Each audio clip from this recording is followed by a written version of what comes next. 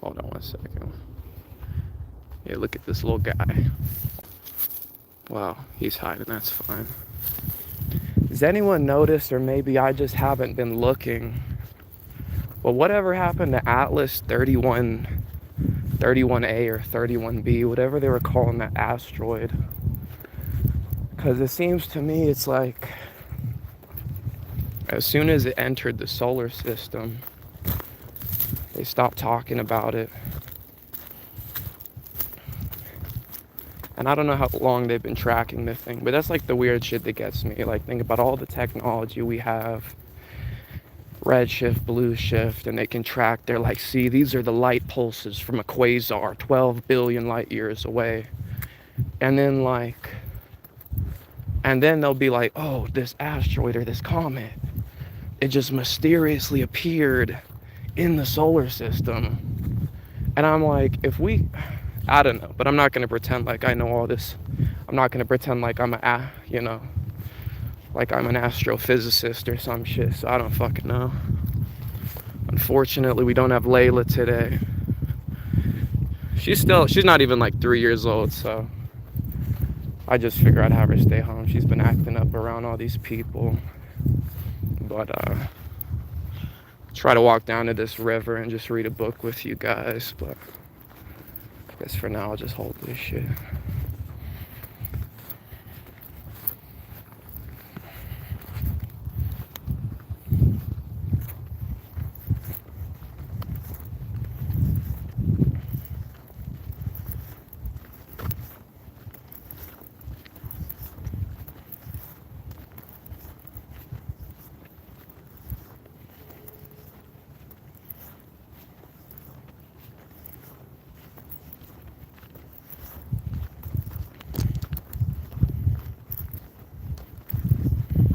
Yeah, I don't know, it's just odd to me. Like, has anybody seen a photo of this asteroid get released? Or it's like, we've been hearing about this shit for months, bro. It finally entered orbit all of a sudden, nobody's talking about it. Like, what happened? Or it could be another one of those things, because a lot of the times, I mean, I know that whatever you want to call it, God or the spiritual realm or blah, blah, blah, that shit is real. But also, unfortunately, we do have a lot of people that like to make everything seem as if it's about to be like it's like every time there's a comet that enters the fucking solar system, they're like, no, this is the one. It's definitely the Anunnaki Sumerian fucking ancient astronaut mothership. And it's like, you guys have said that though for like the last 23 million comets, bro. And it's like, but then again, like I said, you do gotta think. As soon as it entered orbit, they stopped talking about it. They keep saying, oh, it has this massively irradiated radioactive shell. You know what I mean? I was on Reddit. I didn't do a deep dive. So, take this all with a grain of salt. It's not like I really dove too deep in it. Supposedly, Japan had released some photos of it. But then again, this is where it gets me, right? This is also, you're assuming that they're even true or that you can rely on them. You know what I mean? It's like NASA. We know NASA makes up a bunch of bullshit all the time, Like, they have a bunch of fake photos and videos. NASA was literally founded by a Nazi scientist, Werner von Braun. And so it's like, we know that the government lies to us all the time, right? That's not a conspiracy. That's just a fact. Everybody knows that. And so it's like, but then when you start applying it to science and history, people get so defensive because our whole life we've been raised up and we've all been taught the same things about history and science. And I'm not saying that all of those things are false, but my point is, if you know the government lies to you all the time, why would you expect it to be any different in the past? How do you know that any of the history we've read or any of the science we, also read about is even true? You know what I mean? Like, obviously there's things that function in our natural daily life, but like, I've never used an electron microscope, you know what I mean? I've never used a spectrometer. And so it's like, I can't sit here and claim that I actually know that these things are true. We just all agree that they're true because we read it in a textbook. And that's what gets me, is like, you got to just study for yourself, is my point. You know, you got to go find the truth for yourself, because anybody could tell you whatever they want, but until you experience it for yourself, you'll never actually know. Like my homie Winston. He cool ass dude I worked with at Whole Foods, right? Shout out Winston if he ever watches one of these. But this, right, he's a musician, right? And, you know, him and the homies are all musicians. They just got out of high school. And, you know, so they this motherfucker, bro. I love these guys, right? But he's sitting there and you know, we were talking about raves. I was telling him how I'd went to a couple raves. And he's like, man, you know, I would never, I couldn't imagine that, you know, it's just really loud and a bunch of people. And then so I just stopped him. I was like, well, have you ever been to one? He's like, well, no. I'm like, so you've just seen videos and photos, right? And what people have told you. He's like, yeah. I'm like, but you've never actually done it yourself? No. I'm like, okay, see, this is my point. You know, people can tell you there's plenty of shit that people have told me. They're like, oh, dude, you don't want to go do this. It sucks. And then I'll go do it. Or like a movie, right? All the time, these motherfuckers will tell me this new movie came out, bro. It's trash. And I'm just like, dog, that movie was fire, bro. So honestly, I just stopped listening to people's opinions, bro. I mean, listen to everyone's opinion, but take it with a grain of salt. Make your own opinion, I guess, is what I'm saying. What's up, Cutthroat Barbie? I love nature too. Unfortunately, it is fall right now, so Colorado's in the process of dying. But give me like 6 months, the walks will be a lot prettier. What's up, Allie? Damn, we got hella people up in here. That's crazy. Yeah, look, there's a little private pond they got over there. Can't see it from here, but they even got like one of those Japanese Shaolin redwood bridges going over it. They got crazy stuff around here, man. Lots of beautiful nature. I have to take you guys on some different walks down to the lakes. I was just driving by Longmont. There's a huge lake park there with ducks and geese. You can go fishing and everything, so maybe at some point. Yeah, shout out Winston and Phoenix, though. Those are some cool dudes I worked with at Whole Foods, for real. I met a lot of cool bros there. We were all similar in age. It seemed like God pretty much brought us all together, because we were just we would just be fucking around, obviously, you know, just a bunch of dudes at the meat department. Because it was only dudes, obviously, because none of the girls were, except for Jeannie. Shout out Jeannie, bro. Tight out. She was the assistant manager. She was tight. Shout out Brian. Coolest man. I miss a lot of people. I still got my old boss Juan just added me on Instagram. I still got I was gonna walk up to the farm. I just got to get a picture of one of these cows, send it to him. Oh my God, Juan, I don't know what it is about this cow, but it just made me think of you, you know what I mean? I'm just talking shit about this guy because he's fat. Hope he sees this. Nah, Juan's super cool. He's one of the best bosses I ever had. All right, but here. All right, let's get to this bridge. Down to the lake. Start reading a little bit of this book. I've read it multiple times, but it's kind of discounted generally in the occult world. Most people, well, you'll see. I'll just show you. Yeah, look at this. I guess someone came, took down all the grass. Which I don't like that. I kind of liked it being a secluded area, you know? Whatever, though. What you gonna do? What you gonna do, huh?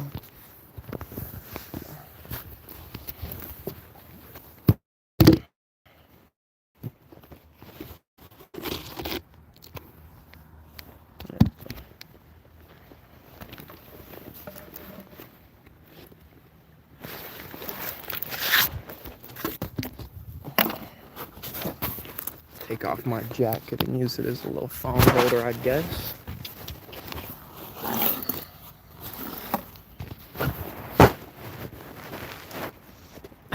Shout out Emily Kreiner, the homegirl. Oh my god. Emily Kreiner, oh my god. I've known her since fucking second grade. We go way back. Wow. I don't think God wants us to live stream. Wow. I don't think God wants us to live stream at the river. So we'll find another place, I guess. One sec. Yeah, I know, man. I know. I'm trying to find a new spot.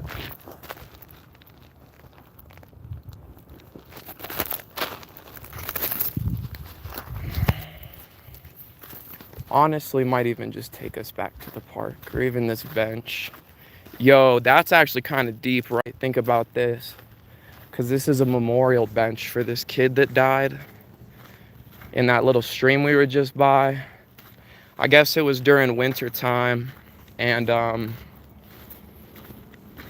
you know, like during winter, obviously all the snow melts. So the river was like really full and it was really strong. I guess he just got sucked into this thing and then he drowned in the fucking, he drowned in the storm tunnels, dude.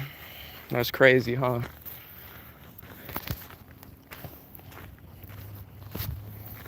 Here, let me see. Can you hear me now? I was just making up bullshit, Emily. I don't know you, but you said you wanted a shout out, so I guess I just made it over the top so it would be funny.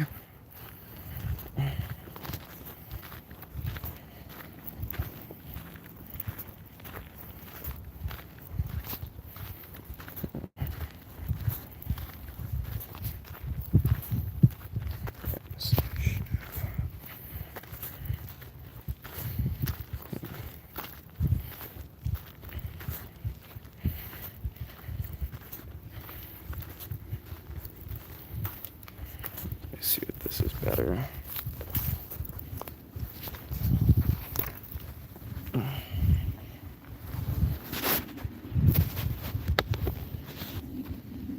What's up, my vinegar?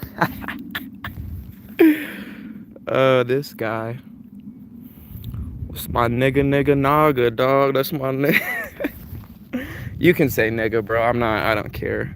At this point, anyone who's offended at this, it's just like, shut the fuck up, dude. Nobody cares anymore, bro. Nobody cares anymore. Benson Boone. Let me look this up. Nah, bro. Yeah, you're fine, dude. This is America, bro. You know the First Amendment's free speech, right? Fuck out of here. What's Nick Fuentes say? He says, you know, you have your girlfriend, your wife, but at the end of the day, the people that's gonna have your backs is your bros, your real niggas.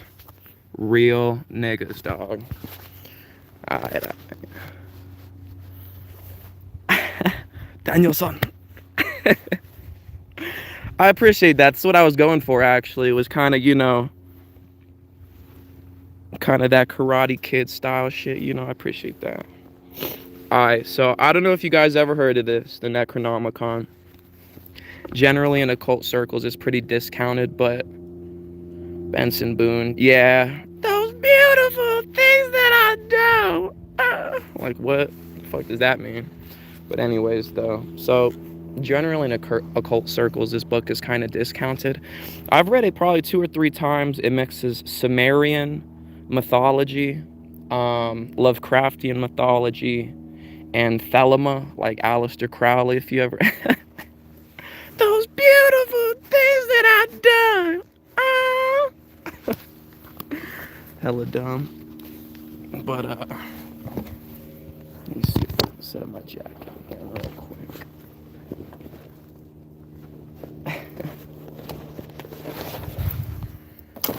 I was thinking Benson from Regular Show, man. Alright. Cool. This is the testimony of all that I have seen and all that I have learned. For this is the book of the dead, the book of the black earth that I have written down at the peril of my life. H.P. Lovecraft himself denied the book's existence. But the dreaded Necronomicon has finally surfaced. Written in Damascus in the 8th century AD by the mad Arab Abdul al-Hazred, the accursed volume is filled with myths and rituals that have survived the darkest days of magic occultism, long-forgotten formula for evoking incredible things, beings, and monsters into physical appearance. Editor Simon overcame huge obstacles during his daring efforts to bring to light this, the most famous. Emily, for the third time, you said you wanted a shout out, so I gave you a shout out. I just made up a bunch of bullshit because it sounded funny. There's no further explanation needed. The most famous, the most potent, and potentially the most dangerous black book known to the Western world. Cthulhu Calls. There are primeval forces that were worshipped and summoned long before the creation of the Kabbalah. They are the ancient ones of the Sumerian faith, and they live on in the magic of Aleister Crowley and the mythos of H.P. Lovecraft. They wait beyond the gate, ready to rule the earth once again. This long-lost sorcerer's handbook contains incantations and conjurations, exorcisms and bindings, but they are not to be used lightly. We can only guess what horrible fate prevented Abdul al-Hazred from completing this book of Black Earth. And remember, there are no effective banishings for the forces invoked in the Necronomicon. The Necronomicon's magic is nothing to fool with, and it may expose you to psychological forces with which you cannot cope. Remember, if you tinker with the incantations, you are warned. Fate Magazine. You're good, Emily, my bad. I answered your question multiple times, but I'm hella glitchy, so yeah, you probably didn't hear it. My bad for the attitude. Yeah, dedication. On the 100th anniversary of the nativity of the poet Aleister Crowley, 1875 through 1975. Ad Maiorum Cthulhi Gloria. Cool. Acknowledgements. The editor would like to thank all of the people whose cooperation and dedication to unspeakable horrors has made this book possible. First, our thanks go to that nameless monk who presented us with the original MS, who has since disappeared. Second, to that ever-changing staff of translators who performed a most distasteful and oftentimes unsatisfying task. To Miss I. Kelms, Miss N. Papaspero, Mr. Peter Lavenda, Mr. X, and Mr. Y. Third, to Miss J. McNally, whose thorough knowledge and understanding of craft folklore aided the editor in assuming a proper perspective towards this work. Fourth, to Mr. J. Birnbaum, who aided in some of the preliminary practical research concerning the powers of the book and its dangers. Fifth, to Mr. L.K. Barnes, who dared to tempt the awesome wrath of the Ancient Ones, risking unspeakable eldritch horrors in supporting the publications of this arcane treatise. Sixth, to all those patient pagans and friends of the craft who waited, and waited for the eventual publication of this tome with bated breath, and something on the stove. Seventh, and perhaps most importantly, to Herman Slater of the magical child, Nee Warlock Shop, whose constant encouragement and eternal kvetching was material to the completion of this work.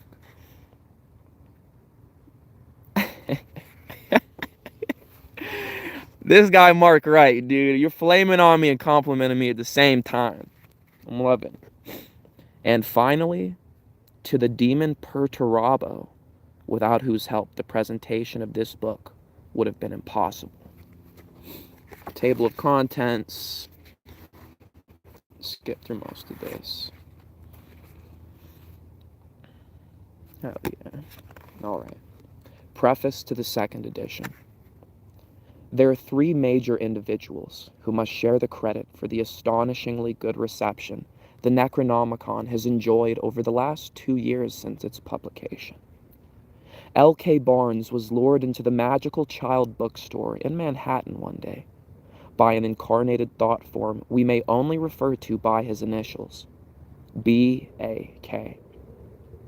Both were in search of some casual amusement from the slightly distorted version of the supernatural intelligence dissemination that usually took place on those premises. L.K. Barnes, publisher of this tome, has probably come to regret ever setting foot or tentacle inside those clammy precincts.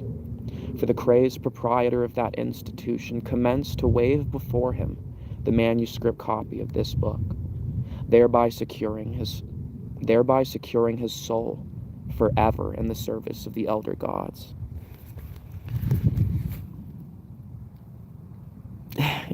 What made you pick this up? The Necronomicon is just a very, very famous occult book in general. Obviously, the original Necronomicon coming from the writings of H.P. Lovecraft. Like I said, there's a lot of contention around this book. Highly likely, some people just got together and threw it together as a mishmash of Lovecraftian mythology, Thelemic mythology, and Sumerian mythology. Like I said, I don't think it's authentic. But my point is, you can find the truth if you look at anything. And there's a lot of really deep shit in this book. I'm not saying it's the authentic Necronomicon. I highly doubt that. But whoever put it together, there is a lot of good information, yeah. Your father will. You know the meme, 6, 7. Yeah, I know 6, 7. This guy. Yeah. None of it will matter. What do you mean by that, Omega? What does that mean, none of it will matter? Needless to say, L.K., a long-time pilgrim in the search for the genuine Necronomicon, which he knew since childhood really existed, was suitably impressed. Shocked, actually.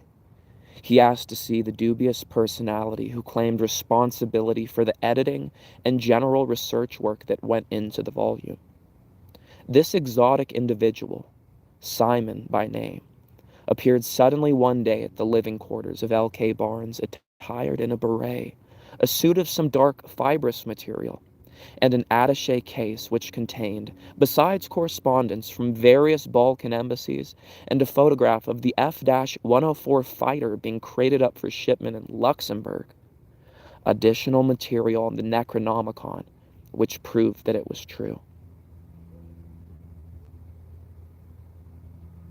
No, yeah, you're right. None of it will matter in the end, but that's kind of the point. Since it doesn't matter, I guess my goal in life is to learn, like my goal, right, is to attain all knowledge and learn everything. So if none of it matters, then fuck it. I'm just going to keep reading and learning more shit, right? Who cares? Additional materials on the Necronomicon which proved it's true. Also at that meeting was the third member of the Unholy Trinity, James Wasserman of Studio 31, who, according to a South American cult leader, died during the last year, but who has been able, with assistance from the Stone of the Wise and certain of the formulae in this book, to go on about his business like unto a living man. With Simon's manuscript, Barnes' occult vision and aesthetic scruples, and Wasserman's production experience and tireless labor, the abhorred Necronomicon began to take shape, and the first edition smote the stands on December 22nd, 1977. The ancient pagan feast of Yule, the winter solstice. Cheers. I highly doubt I'll read this whole book. I mean, I pretty much just kind of want to get through the introduction, but even that is like fucking, even the introduction's like 10 to 15 pages long, so I highly doubt it. But I'm just gonna read until I'm bored, I suppose, and then we'll just go after that, I guess. Yeah.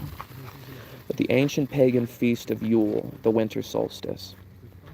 Yet, not without a number of bizarre occurrences that more than once threatened the lives, the sanity, and the astral bodies of the three individuals most deeply involved. Jim Wasserman was subjected to what we may vaguely refer to as poltergeist activity during the time he worked on production and design aspects of the book. A room which for certain loathsome purposes was always kept locked was one day found to have been opened from the inside.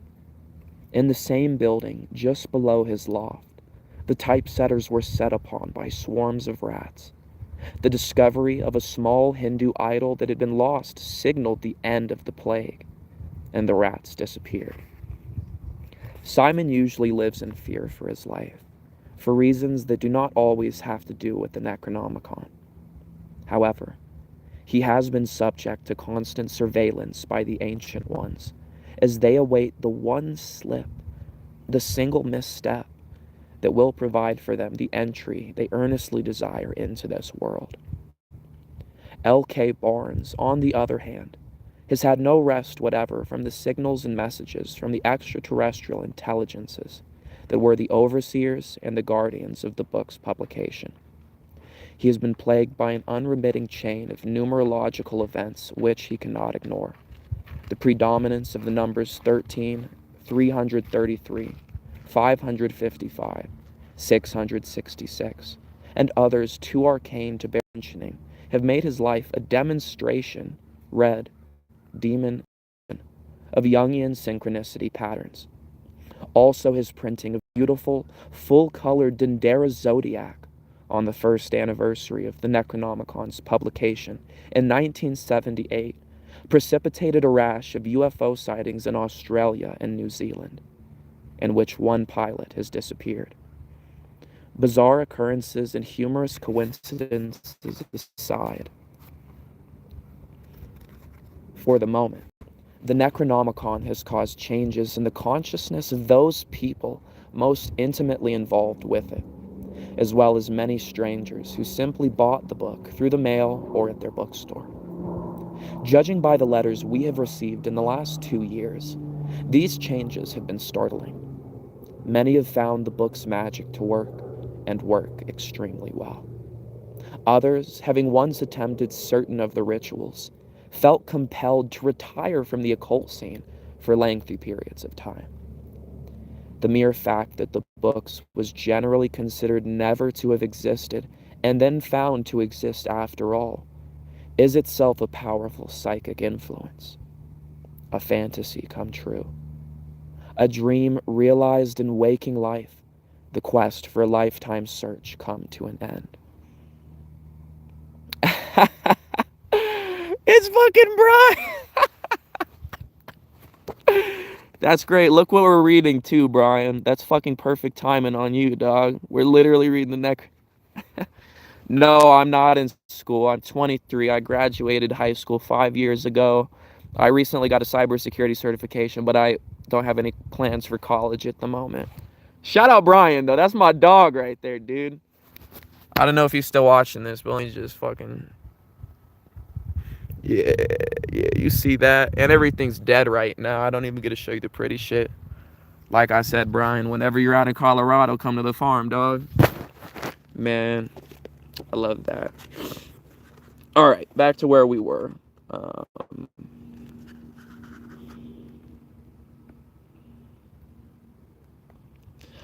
Others, having once attempted certain of the rituals, felt compelled to retire from the occult scene for lengthy periods of time.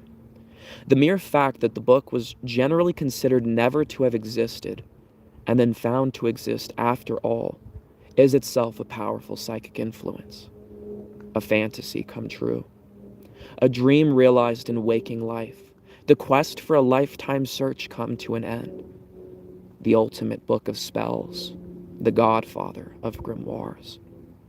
Therefore, it is with awe, and with something akin to dread, that I address this second edition to the courageous reader of the Necronomicon. The beast has told us, I am the warrior lord of the 40s. The 80s cower before me, and are abased.